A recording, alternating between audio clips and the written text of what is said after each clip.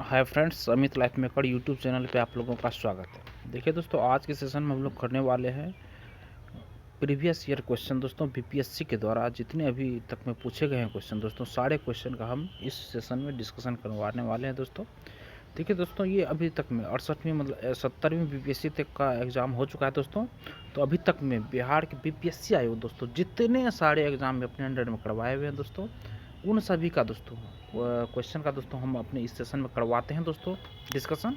अभी तक में दोस्तों हम हिस्ट्री का दोस्तों ख़त्म कर चुके हैं। History, ancient history, medieval history और मॉडर्न हिस्ट्री, ये तीनों टॉपिक हम खत्म कर चुके हैं दोस्तों। उसके बाद बिहार विशेष से जितने सारे क्वेश्चन पूछे जा चुके थे दोस्तों, सारे क्वेश्चन को ख़त्म किए हैं। अब दोस्तों उसी में इस बुक में जो है दोस्तों मतलब सब्जेक्ट वाइज अलग अलग किया गया है दोस्तों क्वेश्चन को। तो अब जितने सारे क्वेश्चन दोस्तों भारतीय राज्य व्यवस्था एवं संविधान से पूछे गए हैं, उन सारे क्वेश्चन को दोस्तों हम लोग डिस्कस करने वाले हैं। तो आप लोग मेरे वीडियो के साथ बने रहिए दोस्तों। देखिए, क्योंकि दोस्तों अभी जो आगामी परीक्षा जो आने वाली है, बिहार शिक्षक भर्ती 4.0 या 5.0 जो देंगे, या बिहार एसएससी, जितने सारे एग्ज़ाम हैं, सारे एग्ज़ाम के लिए दोस्तों बहुत ही महत्वपूर्ण आपके लिए सेशन रहने वाला है।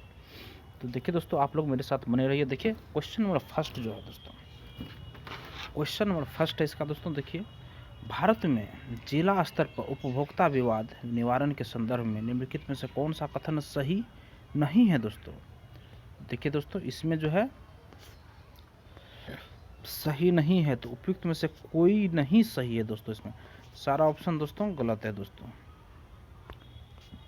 देखिए दोस्तों, जिला आयोग दोस्तों वस्तु या सेवाओं के लिए भुगतान का जो मूल्य है निर्धारित किया गया दोस्तों, यह दोस्तों जिला आयोग के लिए 50 लाख तक का भुगतान कर सकता है। राज्य आयोग के लिए दोस्तों 50 लाख से 2 करोड़ तक, और राष्ट्रीय आयोग के लिए दोस्तों 2 करोड़ से अधिक का भुगतान राष्ट्रीय आयोग कर सकता है। राज्य आयोग 50 से 2 करोड़ और जिला आयोग दोस्तों 50 लाख तक भुगतान कर सकता है। देखिए दोस्तों, उपभोक्ता संरक्षण अधिनियम 1986 की धारा 9 में वर्णित है कि राज्य सरकार यदि उचित समझे तो एक जिले में एक से अधिक जिला फोरम स्थापित कर सकती है, अतः विकल्प बी दोस्तों सही है। उपरोक्त अधिनियम के धारा 10 में जिला फोरम की संरचना के अंतर्गत वर्णित है कि प्रत्येक जिला फोरम में एक व्यक्ति जो जिला न्यायाधीश है या रह चुका है या बनने के योग्य है उसका अध्यक्ष होगा दोस्तों। 2 अन्य सदस्य होंगे जिनमें से एक महिला होगी, और अतः विकल्प सी सही है दोस्तों। नेक्स्ट है दोस्तों क्वेश्चन, एक पंचायत समिति किस स्तर पर एक पंचायती राज संरचना का संचालन करती है दोस्तों। तो ब्लॉक स्तरीय निकाय में दोस्तों, ब्लॉक स्तरीय निकाय में।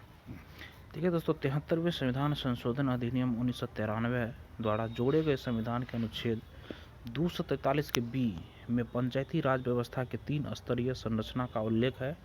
इसमें शामिल है दोस्तों ग्राम स्तर दोस्तों, पंचायत स्तर जिसको बोला जाता है, ब्लॉक स्तर पे पंचायत समिति, और जिला स्तर पे दोस्तों जिला पंचायत, ये तीनों है दोस्तों। देखिए, 73वें संविधान संशोधन अधिनियम 1993 द्वारा जोड़े गए संविधान के अनुच्छेद 243 के बी में दोस्तों, याद रखिएगा 243 के बी में पंचायती राज व्यवस्था के 3 स्तरीय संरचना का उल्लेख है। ग्राम स्तर, ग्राम पंचायत, ब्लॉक स्तर, पंचायत समिति, जिला स्तर, जिला पंचायत। नेक्स्ट है दोस्तों, नेक्स्ट क्वेश्चन नंबर थर्ड में, निम्नलिखित में से किसी समुदाय विकास के पहले कार्यक्रम के रूप में स्थापित किया गया है दोस्तों। किसे किया गया दोस्तों, तो ये क्या गया दोस्तों, राष्ट्रीय विस्तार सेवा को मतलब समुदाय विकास के पहले कार्यक्रम के रूप में स्थापित किया गया राष्ट्रीय विस्तार सेवा को दोस्तों। देखिए, राष्ट्रीय विस्तार सेवा दोस्तों, राष्ट्रीय विस्तार सेवा सामुदायिक विकास लाने के लिए भारत सरकार द्वारा 1952 में सामुदायिक विकास कार्यक्रम शुरू किया गया था। इस कार्यक्रम के तहत राष्ट्रीय विस्तार सेवा कार्यक्रम को 2 अक्टूबर 1953 को शुरू किया गया था। राष्ट्रीय विस्तार सेवा कार्यक्रम को तब शुरू किया गया था जब सामुदायिक विकास कार्यक्रम को धन की कमी के कारण पूरे भारत में लागू करने में कठिनाई आ रही थी। नेक्स्ट क्वेश्चन है फ्रेंड्स, भारतीय संविधान के अनुच्छेद 14 में लिखा हुआ कानून के समक्ष समानता किस देश के संविधान से लिया गया है दोस्तों। दोस्तों ये ब्रिटेन के संविधान से लिया गया, ब्रिटेन के संविधान से। देखिए दोस्तों, भारतीय संविधान के अनुच्छेद 14 में वर्णित है कि राज्य सरकार के राज्य क्षेत्र में किसी भारत के राज्य क्षेत्र में किसी व्यक्ति को विधि के समक्ष समता से या विधियों के समान संरक्षण से वंचित नहीं करेगा। कानून के समक्ष समानता का मूल ब्रिटिश व्यवस्था में निहित है। यह अवधारणा किसी भी व्यक्ति के पक्ष में विशेषाधिकार के अभाव को दर्शाता है, अतः विकल्प बी सही है दोस्तों। नेक्स्ट क्वेश्चन दोस्तों, नेक्स्ट है इसी का, विधि का समान संरक्षण वाक्यांश अमेरिकी संविधान से प्रेरित है दोस्तों। इसका तात्पर्य कानून तथा प्रदत्त विशेषाधिकारों और दायित्वों के संदर्भ में समान परिस्थितियों में समान व्यवहार के रूप में अनुप्रयोग से है दोस्तों। नेक्स्ट है दोस्तों, भारतीय संविधान को बनाने में कितना समय लगा था दोस्तों? तो 2 वर्ष 11 माह 18 दिन दोस्तों लगा था। ऑप्शन नंबर फर्स्ट सही है, 2 वर्ष 11 माह 18 दिन। देखिए दोस्तों, 2 वर्ष 11 माह 18 दिन लगा था भारतीय संविधान को बनने में। संविधान निर्माण हेतु संविधान सभा की प्रथम बैठक का आयोजन 9 दिसंबर 1946 को डॉक्टर सच्चिदानंद सिन्हा की अध्यक्षता में किया गया था तथा अंतिम बैठक 26 नवंबर 1949 को संपन्न हुई। इस प्रकार भारत के संविधान को बनाने में कुल 2 वर्ष 11 माह 18 दिन का समय लगा था दोस्तों। अगला क्वेश्चन है, नेक्स्ट क्वेश्चन है, राज्य का मंत्रिपरिषद सामूहिक तौर पर किसके प्रति उत्तरदायी है दोस्तों? सामूहिक तौर पर दोस्तों ये विधानसभा के प्रति उत्तरदायी है, विधानसभा के प्रति उत्तरदायी है। भारत यह संविधान के अनुच्छेद 164 के बी में वर्णित है कि राज्य का मंत्रिपरिषद सामूहिक तौर पर विधानसभा के प्रति उत्तरदायी होगा, अतः विकल्प ए सही है दोस्तों। नेक्स्ट क्वेश्चन है फ्रेंड्स, निम्नलिखित कथनों पर विचार कीजिए। 73वें संशोधन के बाद विकेंद्रीकरण किया गया दोस्तों। 73वें संशोधन के बाद विकेंद्रीकरण किया गया। ऑप्शन नंबर देखिए दोस्तों, इसका 1, 2, 4 सही है। इसका दोस्तों ऑप्शन नंबर 1, 2, 4 सही है दोस्तों। देखिए, 1 में निर्णय लेने की शक्तियों का, उसके बाद है दोस्तों पूर्ण व्यवस्था का, और 4 में प्रशासनिक शक्तियों का। ये 73वें संशोधन के बाद विकेंद्रीकरण किया गया दोस्तों, निर्णय लेने की शक्तियों का, पूर्ण व्यवस्था का, उसके बाद प्रशासनिक शक्तियों का दोस्तों, ये तीनों। तो ऑप्शन नंबर सी सही है दोस्तों। देखिए, अनुच्छेद 243 के जी में उल्लेखित है कि संविधान के उपबंधों के अधीन रहते हुए किसी राज्य का विधानमंडल विधि द्वारा पंचायतों को ऐसी शक्ति प्रदान कर सकेगा जो उन्हें स्वायत्त शासन की संस्थाओं के रूप में कार्य करने में समर्थ बनाने के लिए आवश्यक हों, अतः कथन 1 सही है दोस्तों। सेकेंड है दोस्तों, पंचायती राज व्यवस्था के माध्यम से लोकतांत्रिक व्यवस्था के विकेंद्रीकरण के साथ साथ आर्थिक प्रशासनिक व्यवस्था को भी विकेंद्रीकृत किया गया है। यह संपूर्ण व्यवस्था को वास्तविक स्तर पर लागू करने हेतु कार्यान्वयन स्तर के रूप में कार्य करता है दोस्तों, अतः कथन 2 और 4 सही है। नेक्स्ट क्वेश्चन है फ्रेंड्स, भारत में न्यायपालिका स्वतंत्र व्यवस्था के तहत 73वें संविधान संशोधन में न्यायपालिका की शक्तियों को विकेंद्रीकृत नहीं किया गया है। यह अभी भी पंचायती राज व्यवस्था के स्वतंत्र अवस्था में तथा 73वें संशोधन से पूर्व की व्यवस्था के रूप में ही कार्यरत है दोस्तों। नेक्स्ट क्वेश्चन है फ्रेंड्स, राज्यसभा में प्रतिनिधित्व में शामिल है। राज्यसभा में प्रतिनिधित्व में शामिल दोस्तों क्या शामिल है? ऑप्शन डी दोस्तों, उपयुक्त में से एक से अधिक दोस्तों। ऑप्शन नंबर डी सही है। देखिए, राज्यसभा सदस्यों की अधिकतम संख्या 250 है। इनमें से 238 सदस्यों को राज्यों और केंद्र शासित प्रदेशों दिल्ली और पुदुचेरी के विधानसभा के सदस्यों द्वारा अप्रत्यक्ष रूप से चुने जाते हैं तथा 12 सदस्यों को राष्ट्रपति द्वारा मनोनीत किए जाने का प्रावधान है। वर्तमान समय में सदस्यों की संख्या 245 है, जिनमें से 229 सदस्य राज्यों तथा 4 सदस्य केंद्र शासित प्रदेशों दिल्ली और पुदुचेरी का प्रतिनिधित्व करते हैं और 12 राष्ट्रपति से द्वारा मनोनीत किए जाते हैं। नेक्स्ट क्वेश्चन है फ्रेंड्स, निम्नलिखित में से किसका संबंध भारत के सर्वोच्च न्यायालय से है दोस्तों? यह दोस्तों उपयुक्त में से कोई नहीं इसका आंसर। उपयुक्त में से ऑप्शन नंबर ये नहीं, ऑप्शन डी नंबर ऑप्शन सही। उपयुक्त में से एक से अधिक दोस्तों, सर्वोच्च न्यायालय में से है दोस्तों, कॉलेजियम प्रणाली, अपीलीय अधिकार से, मूल अधिकार क्षेत्र से, ये तीनों है दोस्तों। ठीक है दोस्तों, कॉलेजियम सर्वोच्च न्यायालय के विभिन्न निर्णयों के माध्यम से विकसित एक प्रणाली है जो न्यायाधीशों की नियुक्ति और स्थानांतरण से संबंध रखती है। तृतीय न्यायाधीश मामला 1998 के बाद से अभी तक कॉलेजियम एक 5 सदस्यीय व्यवस्था है जिसमें मुख्य न्यायाधीश के साथ 4 वरिष्ठतम न्यायाधीश शामिल होते हैं। संविधान के अनुच्छेद 131 में सुप्रीम कोर्ट के मूल अधिकार क्षेत्र तथा अनुच्छेद 132, 133, 134 तथा 136 में उसके अपीलीय अधिकारिता का वर्णन किया गया, अतः विकल्प ABC तीनों सही है दोस्तों। नेक्स्ट क्वेश्चन फ्रेंड्स, 73वें संविधान संशोधन अधिनियम के तहत पंचायती राज संस्थाओं में चुनाव लड़ने के लिए न्यूनतम कितनी आयु होना आवश्यक है दोस्तों? ऑप्शन दोस्तों बी सही है, 21 वर्ष। 73वें संविधान संशोधन अधिनियम के तहत पंचायती राज संस्थाओं में चुनाव लड़ने के लिए न्यूनतम कितनी आयु होनी चाहिए दोस्तों? 21 वर्ष दोस्तों। देखिए 21 वर्ष भारतीय संविधान के अनुच्छेद 243 के एफ में पंचायती राज संस्थाओं में चुनाव लड़ने के लिए न्यूनतम आयु के रूप में दोस्तों 21 वर्ष होना आवश्यक है दोस्तों।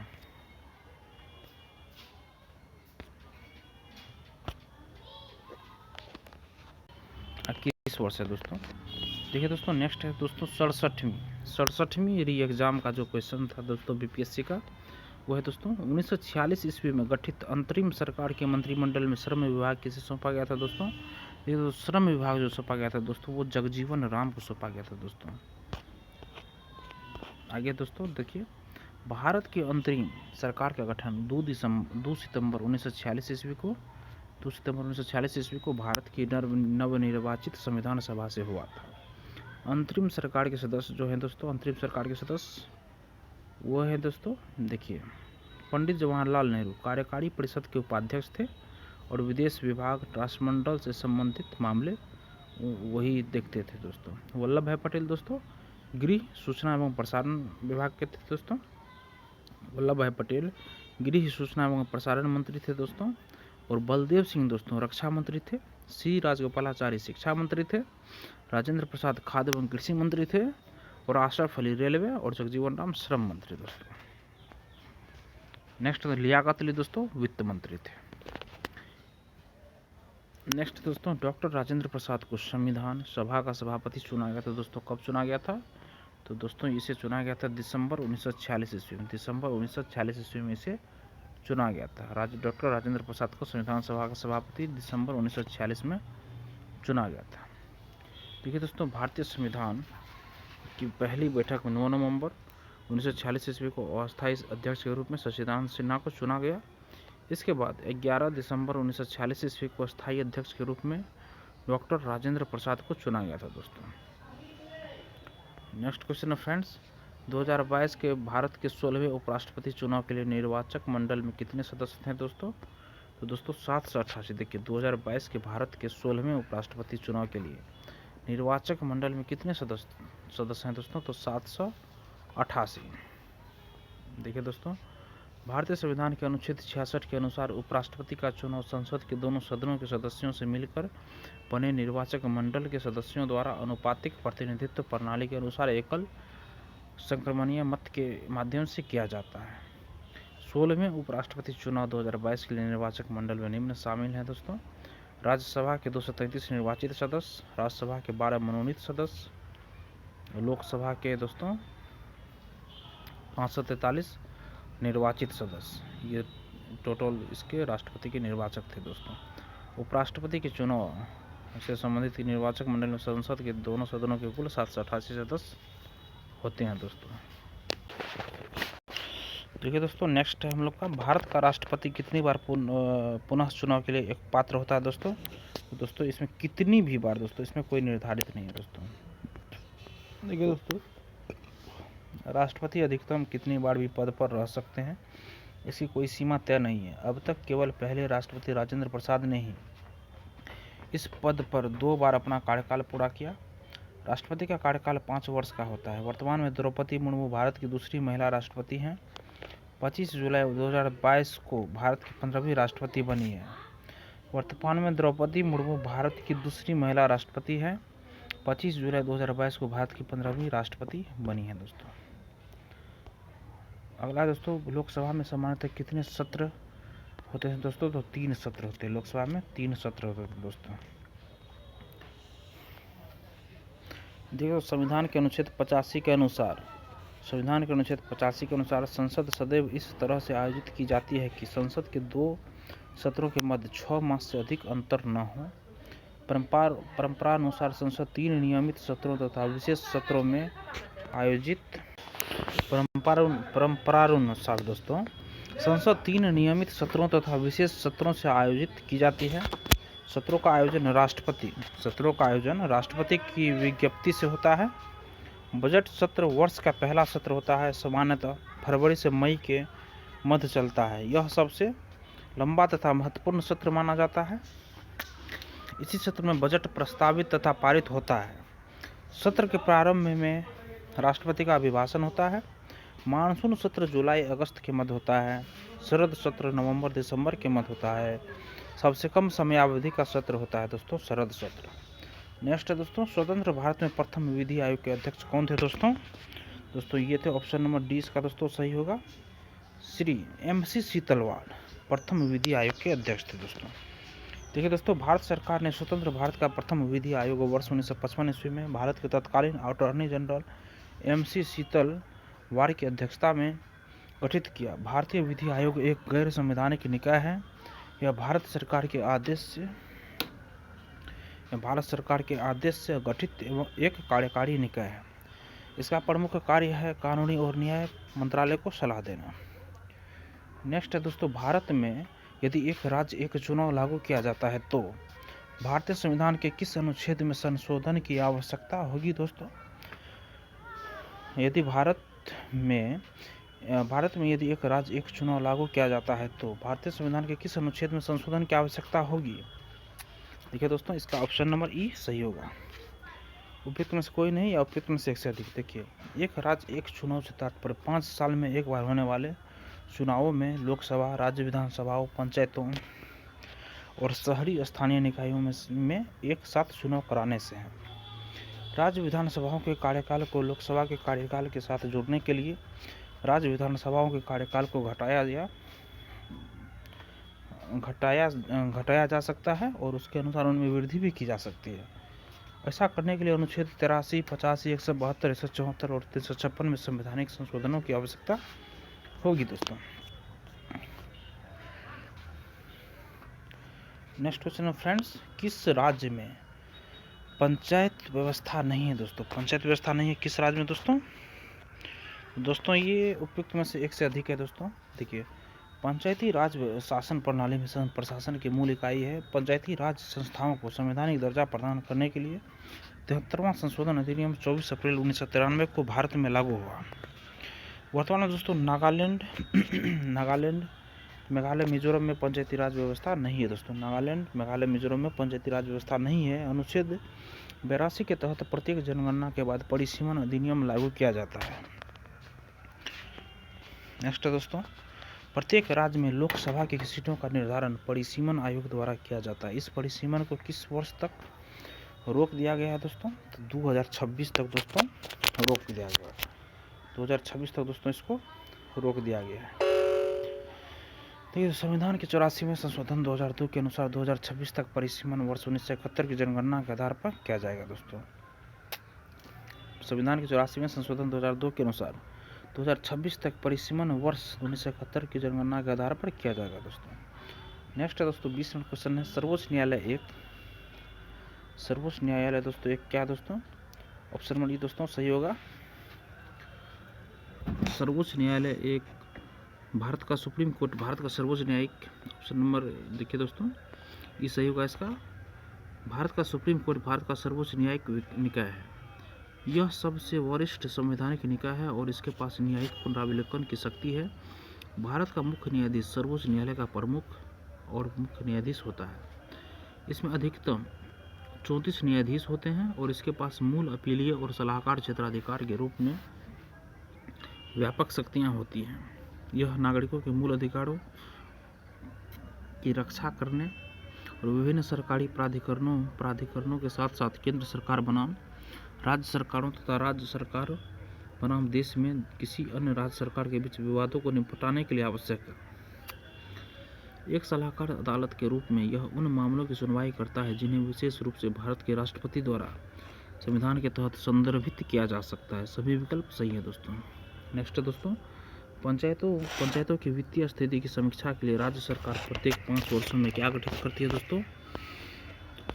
तो दोस्तों इसका आंसर होगा वित्त आयोग गठित करती है। ठीक है दोस्तों, राज्य वित्त आयोग भारतीय संविधान के अनुच्छेद 243 के आई तथा 243 के वाई में आयोग के गठन के लिए दी गई व्यवस्था अनुसार राज्य वित्त आयोग का गठन प्रत्येक 5 वर्ष पर संबंधित राज्य के राज्यपाल द्वारा किया जाता है। राज्य वित्त आयोग का प्रमुख कार्य पंचायतों तथा नगर पालिकाओं की वित्तीय स्थिति की समीक्षा करना है दोस्तों। नेक्स्ट है दोस्तों 67वां जो कैंसिल हुआ है एग्जाम, वो है दोस्तों, बोल रहा है निम्नलिखित में से कौन सी संसदीय समिति कार्यपालिका को नियम विनियम बनाने के लिए राज्य प्रत्यायोजित शक्ति से संबंधित है दोस्तों। तो ऑप्शन नंबर बी तो देखिए दोस्तों इसका सही होगा, अधीनस्थ विधान पर समिति, अधीनस्थ विधान पर दोस्तों समिति, यही आंसर इसका सही होगा। देखिए दोस्तों, संसद की अधीनस्थ विधान पर समिति का गठन वर्ष 1953 में हुआ था। दोनों सदनों में इस समिति की सदस्य संख्या 15 होती है। यह समिति विचार करती है तथा प्रतिवेदन देती है कि नियम विनियम तथा नियमावली बनाने के लिए कार्यपालिका की प्रत्यायोजित शक्ति का उपयोग भली भांति हो रहा है या नहीं। ठीक है दोस्तों, निम्नलिखित में से कौन सी संसदीय समिति कार्यपालिका को नियम विनियम बनाने के लिए प्रत्यायोजित शक्ति से संबंधित है दोस्तों। तो याद रखिएगा आप लोग, अधीनस्थ विधान पर समिति, अधीनस्थ विधान पर समिति, ऑप्शन नंबर बी सही है दोस्तों।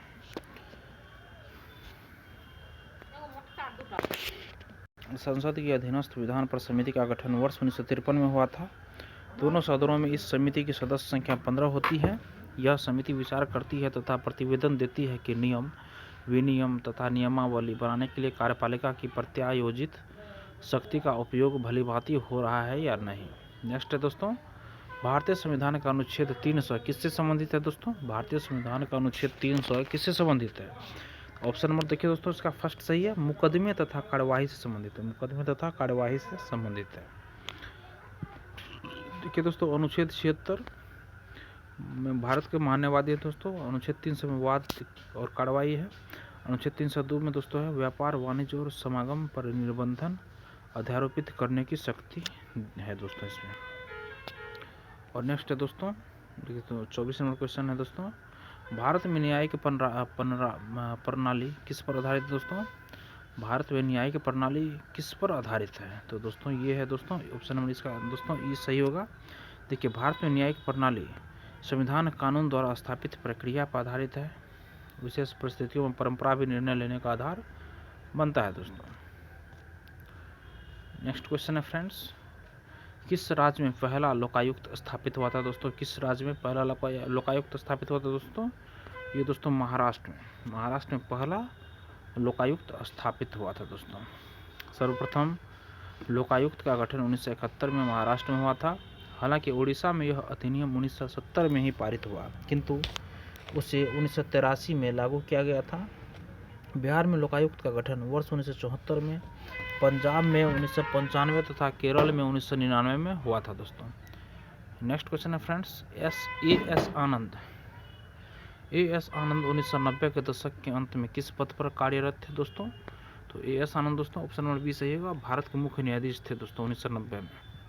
देखिए, आदर्श सेन आनंद भारत के 29वें मुख्य न्यायाधीश के रूप में 10 अक्टूबर 1998 से 31 अक्टूबर 2001 ईस्वी तक कार्यरत थे। इससे पूर्व वे मद्रास तथा जम्मू कश्मीर उच्च न्यायालय के मुख्य न्यायाधीश तथा वर्ष 2003 से 2006 तक राष्ट्रीय मानवाधिकार आयोग के अध्यक्ष भी थे दोस्तों। नेक्स्ट क्वेश्चन है फ्रेंड्स, निम्नलिखित में से क्या संविधान की 11वीं अनुसूची में शामिल नहीं है दोस्तों। 11वीं अनुसूची में क्या शामिल है दोस्तों। तो ग्रामीण खेल 11वीं अनुसूची में शामिल नहीं है दोस्तों। देखिए, संविधान की 11वीं अनुसूची में पंचायत से संबंधित 29 विषय शामिल हैं, जिसमें प्रमुख है कृषि, मत्स्योद्योग, ग्रामोद्योग, ग्रामीण आवासन, ईंधन और चारा, सड़क, पुल तथा जलमार्ग,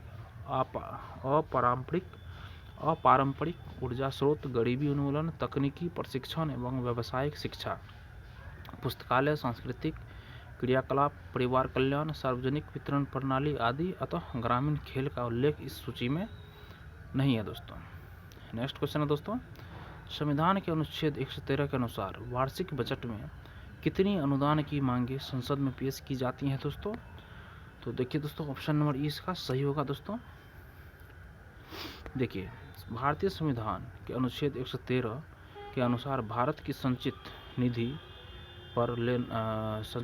पर भारतीय व्यय के अतिरिक्त होने वाले व्यय की मांग को लोकसभा की स्वीकृति लेना आवश्यक है, जिसे अनुदान की मांग कहा जाता है।